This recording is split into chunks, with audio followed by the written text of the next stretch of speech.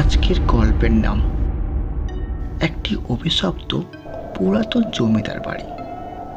আমি অভিরূপ সেনগুপ্ত, কলকাতার একজন সাংবাদিক। রহস্যময় কাহিনীর প্রতি আমার সহজাত আকর্ষণ আছে না, আর এইবারের তদন্ত আমাকে টেনে এনেছে পশ্চিমবঙ্গের এক প্রত্যন্ত গ্রামে। গ্রামের নাম রায়চক। গ্রামের এক পুরনো পরিত্যক্ত জমিদার বাড়ির অভিশাপ নিয়ে বহুদিন ধরেই নানান জনশ্রুতি শোনা যায়। বাস স্ট্যান্ডে নেমেই বুঝতে পারলাম গ্রামটা যেন সময়ের হাতে থেমে আছে। ধুলো জমা কাঁচা রাস্তা, পুরনো মাটির বাড়ি, আর চায়ের দোকানে বসে থাকা কৌতূহলী চোখের একদল মানুষ। আমি এগিয়ে গিয়ে এক বৃদ্ধর কাছে জমিদার বাড়ির পথ জিজ্ঞেস করলাম। বৃদ্ধ আমার দিকে সন্দেহের দৃষ্টি তাকিয়ে বললেন, ওই বাড়ি খোঁজ করছে না বাবু, সেখানে গেলে আর কেউ ফিরে আসে না। আমি হেসে বললাম, ভূতে আমি বিশ্বাস করি না কাকু, আমি কেবল একটা প্রতিবেদন করতে এসেছি। বৃদ্ধ মাথা নাড়লেন। বিশ্বাস করুন বা না করুন, রাত নামলেই আর পুরনো জানলাগুলো যেন হঠাৎ খুলে যায়। অনেকেই দেখেছে বাবু, একবার ঢুকলে বেরোতে পারবেন তো।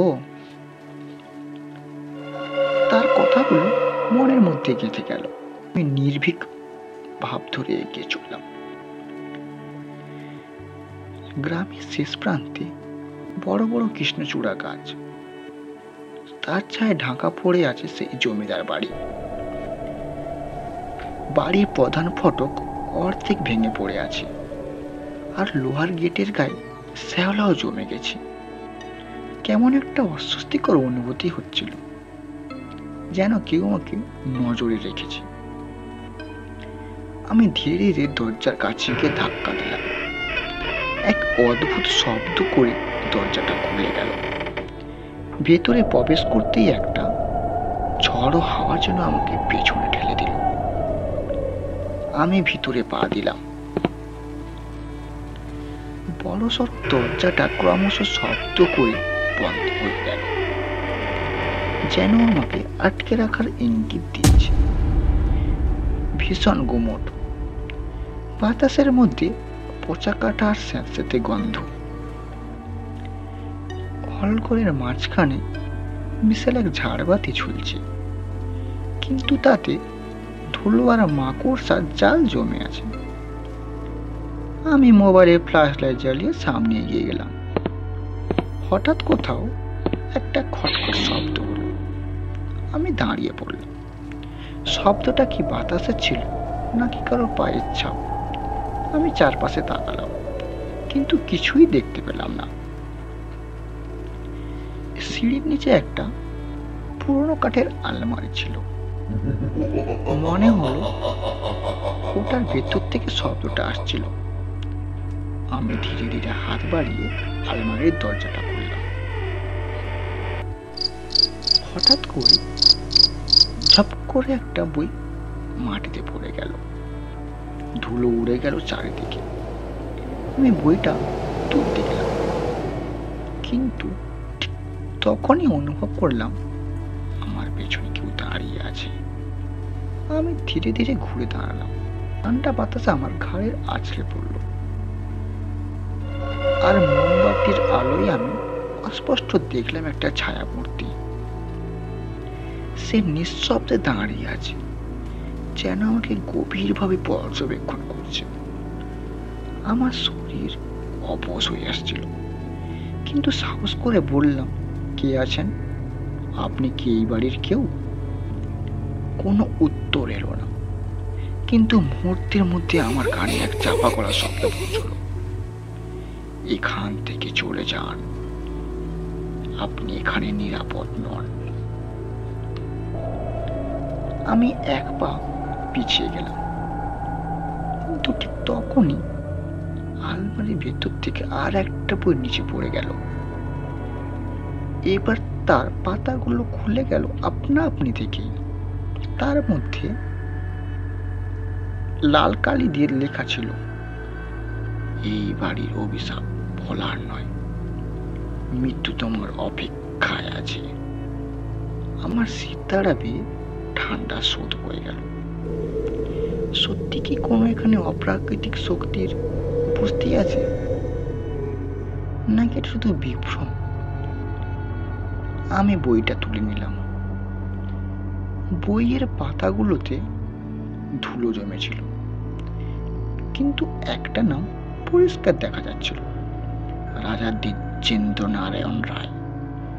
আমি নামটা পড়ার সঙ্গে সঙ্গে একটা শীতল অনুভূতি আমার শরীর বেয়ে নামল। জমিদার বাড়ির শেষ উত্তরাধিকারী এই নামেই পরিচিত ছিলেন।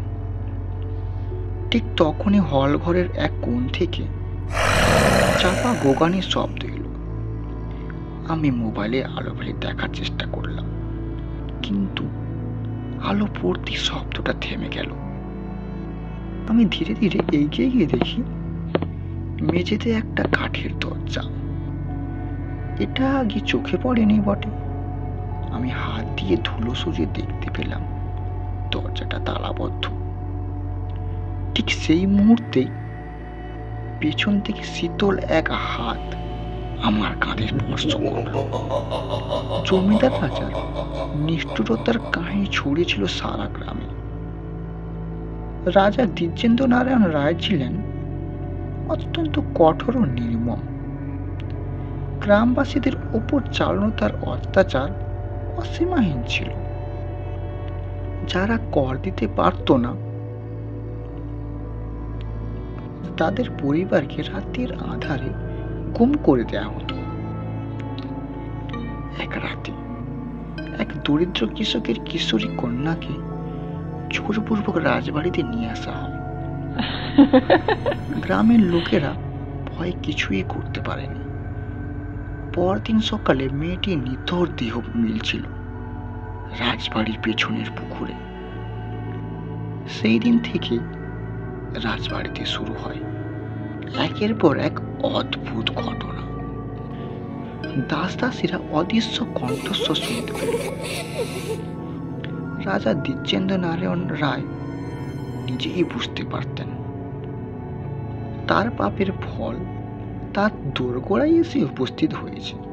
তিনি গভীর রাতে তিনি নিজেই প্রসাদ থেকে নিখোঁজ হয়ে যান।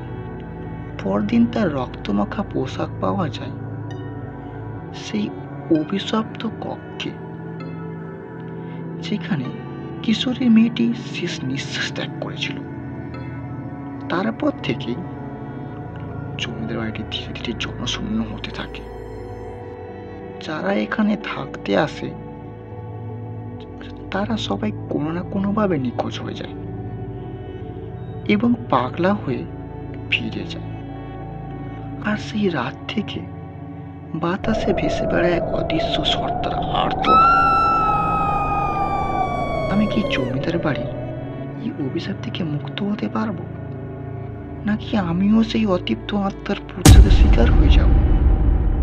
গল্পটির পরবর্তী অংশ শুনতে হলে আমাদের সঙ্গে থাকুন। ধন্যবাদ।